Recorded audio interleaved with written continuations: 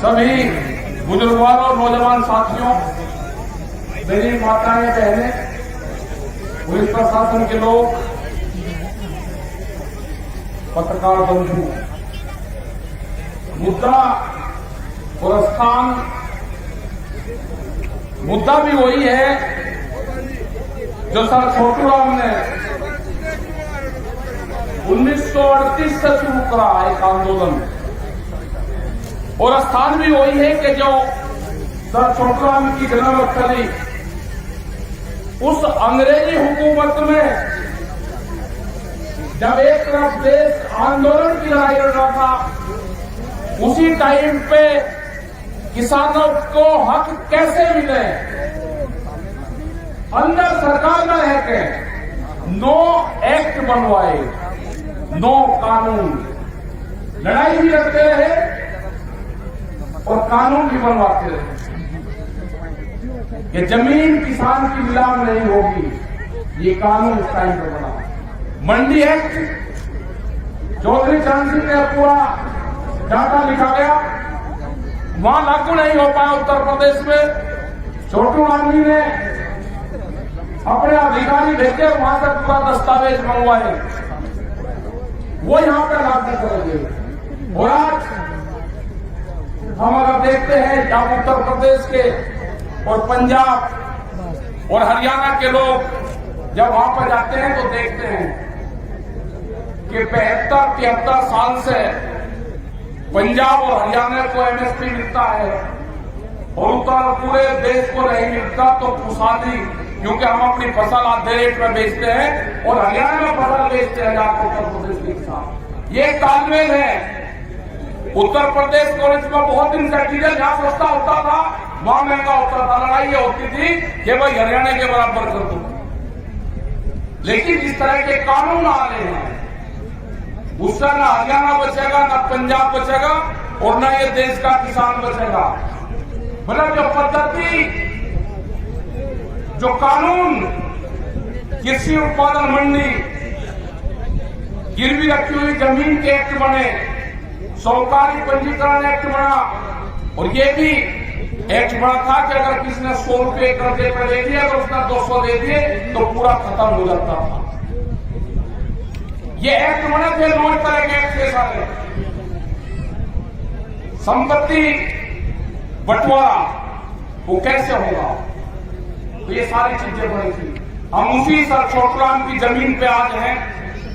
आज हम लड़ाई वो लड़ते हैं कि जो उस टाइम पर जो कानून बने उनको आज तोड़ा जा रहा है, क्योंकि छोटूराम जी गांव में पैदा हुए, उन्हें गांव की पृष्ठभूमि का पता था। आज जितने भी पॉलिटिशियन दिल्ली की चमकीली कोठियों में बैठते हैं, उनको गांव की हकीकत का नहीं पता। हम एक कमेटी में थे भारत सरकार की, वो चंद्रा कमेटी थी, उस पर 3 साल काम करा। फसलों का रेट क्या हो देश में, उस पर हमने काम करा 3 साल। करीब 22 मीटिंग उसमें हुई और वह कमेटी की रिपोर्ट पूरी रखी हुई है वहां पे।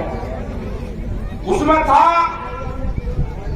जो वहां के अधिकारी थे, उन्होंने कहा कि किसान का बैल 165 दिन खेत में काम करता है तो उसके 165 दिन की मजदूरी लगा दी जाए। हमने कहा भाई दिल्ली के पढ़े लिखे लोग हैं ये, इन्हें पहले अपना लिखत पढ़त कर लें। तो जब हमारा नंबर आया लास्ट में, हमने कहा भाई 165 दिन के बाद में बैल कहाँ जाता है वो बता दो। कहना नहीं जी, जब उसने काम 165 दिन करा, मगर वो कहाँ से आया, कहाँ फिर गया, वो उसके बाद में कहाँ रहा, उसने कहाँ घास खाया, किसने उसको पानी दिलाया, वो कहाँ से आया, ये तो बता दो। अरे बैठ का काम करवा लो या मत करवा लो, घास तो खा लो, वो पानी भी पिएगा, उसके ऊपर आदमी भी पीएगा। तो भाई इतने बुद्धिजीवी वहां पे आदमी बैठे हुए हैं जो आपके फसलों के फैसले करते हैं। उन्होंने कहा कि फसलों की कीमत एक है, उससे अलग 16 प्राइवेट और है, 16 चीजें और हैं जो फसलों के रेट में बाधा डालती है।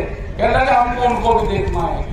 देश में कोई कृषि मंत्रालय नहीं है, यह भी किसानों को ज्ञान हो जाना चाहिए कि देश में कृषि मंत्रालय नहीं है, भारत सरकार में कृषि मंत्री नहीं है, न किसी स्टेट में देश की जनता को और किसान को धोखा दिया जा रहा है।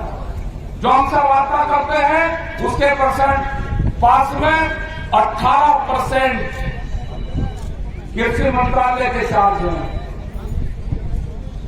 उसके अलग और हैं विदेश मंत्रालय, fertiliser ministry, railway, science and technology, ये 17-18 विभाग है जो एग्रीकल्चर को देखते हैं।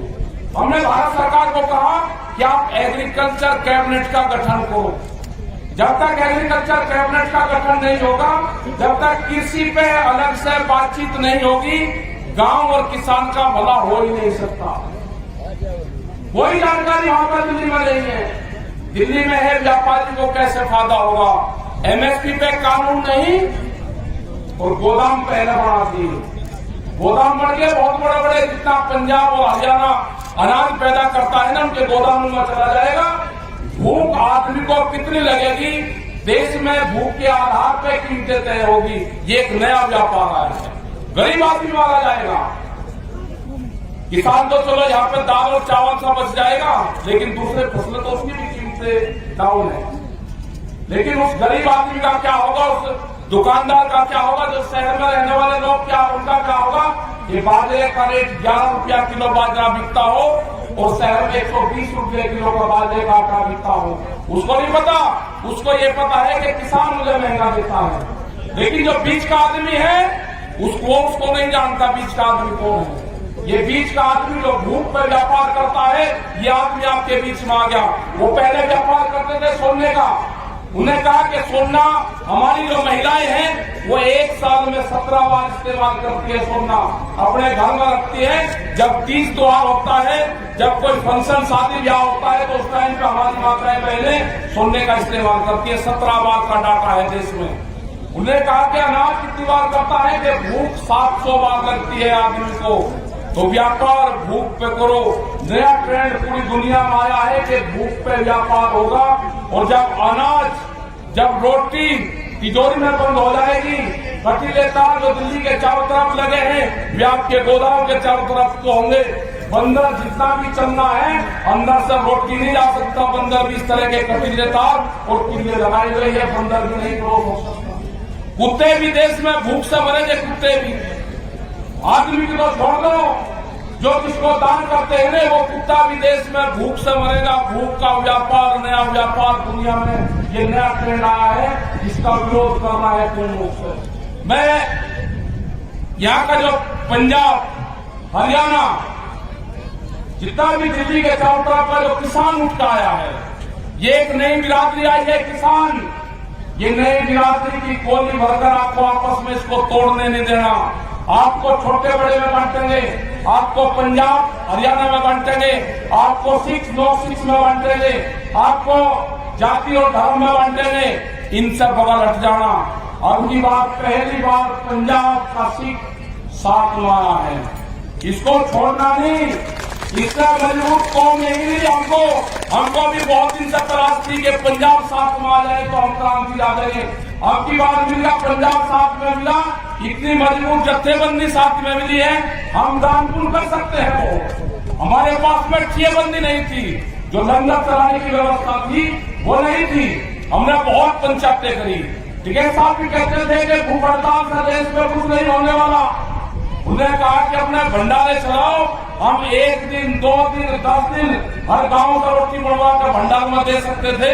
लेकिन जो ठियेबंदी, जो बड़े बड़े टप भंडारे, जो लंगर चलाने की जो व्यवस्था थी, या हमारे साथ कभी नहीं बन पाई। अब तक बहुत चीज सीखने को मिली हमको। और ये ऐसा गठबंधन बन गया, आपस में चिट्ठी पत्री दो, रिश्तेदारी में माना जाना करो। पंजाब और हरियाणा, उत्तर प्रदेश और राजस्थान, ये नई क्रांति जाएगा। ये पूरे देश के किसानों का भाग्य का फैसला ये धरने करेंगे। इसको सुचारू रूप से चलाते रहो, पंचायतें करते रहो। पूरे देश भर में हम पंचायतें करेंगे। हम जाएंगे, गुजरात में भी जाएंगे, महाराष्ट्र में भी हम जा रहे हैं। जहां पे हमारी पंचायत होनी है, लॉकडाउन होगा 20 तारीख का, हमने दूसरी जगह रख दी। हमने पंचायत अपोलो में 20 तारीख की पंचायत थी, लॉकडाउन होगा, हमने दूसरी जगह रख दी। पंचायत जरूर करेंगे, सब जगह पूरे देश में पंचायत करेंगे। हम जाएंगे, बंगाल में भी जाएंगे। बंगाल में भी बड़ी मीटिंग होगी। वहां की सरकार कुछ तंग कर रही किसानों को, भारत सरकार तंग कर रही। जाएंगे, पालना किसी का होगा, पंचायत वहां पर भी करेंगे। दिक्कत ना मानो सारी जत्थेबंदी जाएगी, वहां पर भी पंचायत करेंगे। ये तो रेल चलवा दो, पंचायत सब जगह होगी और इन्हीं पंचायतों से ये भारत सरकार फैसले करेगी। जिस तरह से हरियाणा का साथ मिला है पूरा, जिस तरह से पूरा हरियाणा जो यहाँ पर धरने चल रहे हैं उसका साथ दे रहे हो आप लोग, आप इसी तरह से साथ देते हो। किसी छोटाई बड़ाई में मत जाना। हरियाणा के लोग बहुत क्रांतिकारी हैं, वो आपस में उतने क्रांतिकारी चल रहे हैं। आप लड़ने का काम आपस में मत करना, नहीं तो ये किसान बट जाएगा। आपको जो कुछ करना उसके बाद में कर लेना। हमने बार बार कहा है, न पंच बदलेंगे और न स्टेज बदलेगी। हमारा पंच भी वही रहेगा और हमारा मंच भी वही रहेगा। जो सिंगू बॉर्डर है, हमारा मंच भी सिंगू बॉर्डर है और हमारा पंच भी वही रहेंगे। हमारे 40 जत्थेबंदी है। आप उस 40 जत्थेबंदी पे विचार करना, उस 40 जत्थेबंदी को आप पीछे से सपोर्ट करना। हम फैसले उसी 40 जत्थेबंदी से सरकार से करवाएंगे। आप विश्वास रखना, पूरे देश के फैसले यहाँ से होंगे, यही जत्थेबंदी करेगी। एमएसपी पे कानून भी बनेगा जिससे आसाम के किसानों को भी लाभ होगा। जिसने कभी एमएसपी पे अपना बेचा ही नहीं कुछ भी सामान, जो बिहार की मंडियां खत्म कर दी, बिहार में मंडियां खत्म कर दी, वहां पे 55 फुट के बाहर जमीन पूरी मंडी पे वहां का व्यापारी उठ रहा है। आज भी हजारों ट्रक बिहार और उत्तर प्रदेश से धान हरियाणा और पंजाब के व्यापारी खरीद कर जाते हैं। यहाँ के सेलर खरीद कर जाते हैं। सस्ते रेट में 700-800 रुपये क्विंटल में धान की खरीद होती है, 1100 रुपये में धान की खरीद होती है। आपकी जिम्मेदारी है, हरियाणा, पंजाब, उत्तर प्रदेश और राजस्थान जो दिल्ली के 400 किलोमीटर के क्षेत्र के लोग हैं, उनकी जिम्मेदारी है कि पूरे देश के किसानों के ऊपर आपका भार है, आपके ऊपर उसको बेखूबी आप निभाओगे, ये हमें पूर्ण रूप से उम्मीद है। और आगे से जहां पर भी पंचायत हो, क्योंकि इतनी बड़ी भीड़ यहाँ पे है, लेकिन क्या हुआ ये भी आपको समझना है। भीड़ बहुत है, स्टेज कहाँ पे बनाया, हमेशा आने वाले टाइम पे स्टेज कहाँ बनना चाहिए वो भी सब लोगों को समझना चाहिए। स्टेज वहां पड़े के सूरज स्टेज पे बैठने वाले लोगों के मुंह पे हो और पीठ जो पब्लिक है, पब्लिक के पीठ के ऊपर सूरज रहना चाहिए, तो आपकी भीड़ कम नहीं होगी।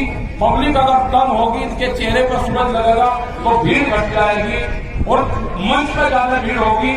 जब सूरज मंच के लोगों पर लगेगा तो मंच पे भीड़ कम होगी और पब्लिक में भीड़ ज्यादा होगी। हमेशा आप ध्यान रखना, क्योंकि जितने लोग यहाँ से जा रहे हैं, माताएं बहने ये ऐसे कर रही, सूरज आंखों के सामने है, नेता बिल्कुल सुरक्षित है। नेताओं पे धूप रहनी चाहिए चेहरे पे और पब्लिक की पीठ पर सूरज रहना चाहिए, तो आपको भीड़ की कमी नहीं लगेगी। कोई भीड़ की कमी यहाँ पर नहीं है, लेकिन सूरज ने पूरा डिस्टर्ब कर दिया इन चीजों का। आने वाले टाइम पे मंच कहाँ लगे, वो मंच हमारा बहुत बढ़िया था, पक्का मंच था, आप वहां पर लगाते, ये पूरा खचा खचा आपका भरा रहता। भीड़ की कोई दिक्कत नहीं है, भीड़ बहुत है, लेकिन भाई आपने पूरा बात खर्चा ज्यादा कर दिया और सूरज पब्लिक के सामने आ गया। इन चीजों का ध्यान रखें। आप लोगों का बहुत बहुत धन्यवाद जो लोग यहाँ पर आए, और सभी मीडिया कर्मियों का एक चीज का आप जरूर ध्यान रखेंगे, जो मीडिया के लोग हैं आप इनसे प्यार करते हैं। एक होगा कि मीडिया हमारी खबर नहीं दिखाता, अरे मीडिया के ऊपर कैमरा और कलम पे बंदूक का पहरा है, कैमरे और कलम पे बंदूक का पहरा है, ये कैसे दिखाई आपकी बात। आने वाला टारगेट तो इन पे ही है, सेंसर बोर्ड लगाकर इनके ऊपर एक खबरें जाएंगी, एक खबरें छलका जाएंगी। महंगाई का क्या हाल है, आज डीजल के रेट बढ़ रहे हैं, उसका असर किस पर पड़ेगा, उसका असर आम पब्लिक पर पड़ेगा। कोई गाड़ी नहीं चला रहा, कोई दिक्कत नहीं है, लेकिन जिस हिसाब से महंगाई बढ़ रही है, स्कूलों की फीस बढ़ रही है, ट्रेन नहीं चलवाई जा रही, क्योंकि ट्रेनों को बेचने का प्रोग्राम है, इसलिए ट्रेन नहीं चलाई जा रही। हमारा है कि ट्रेन भी चले, महंगाई भी कम हो, फसलों के रेट भी बढ़े, 3 बिल वापसी हो, एमएसपी पे कानून बने, ये हमारी इस मंच से डिमांड है। और जो लोग यहाँ पाए सभी का धन्यवाद। राज्यपाल जी आगे हमारे बड़े भाई सब लोग बैठ दो, जो हमारे सीनियर लीडर हैं, राज्यपाल जी होगा साहब आपके बीच में बोले, आप राज्यपाल जी की, क्योंकि हमारे सबसे सीनियर लीडर राज्यपाल जी इस जत्थेबंदी के हैं। आप जरूर जो खड़े हैं, आप खड़े खड़े सुन लो राज्यपाल जी की, आप जरूर बात सुनोगे। मैं अपनी बात समाप्त करता हूँ और राज्यपाल जी की आप जरूर बात सुनकर जाओगे। बहुत सीनियर लीडर हमारे राज्यपाल जी है, इस पूरे जत्थेबंदी के राज्यपाल जी आओ।